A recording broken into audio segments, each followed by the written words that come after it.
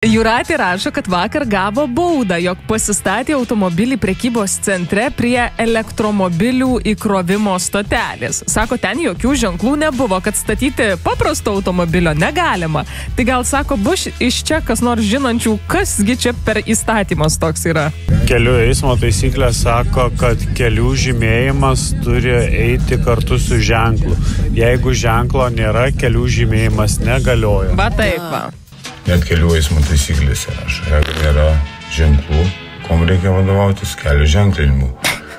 Tai kaip ten tas ponas prieš tai sakė, gali negaliuoti kelio ženklinimas, jeigu nėra ženklo. Pats gal tegu pasiskaito knygutę per naują. Prasideda. O ne!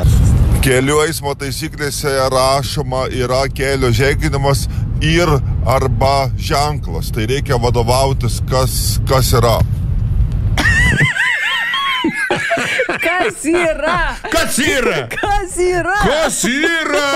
Reikia laikytis kelio ženklais, o ne kelio ženklinimu. Nes vis tiek kelio ženklinimu galėjo panaikinti, nutrinti, Taip. bet vis tiek jis liko, ženklo nebėra, reiškia, ta vieta jau negalioja.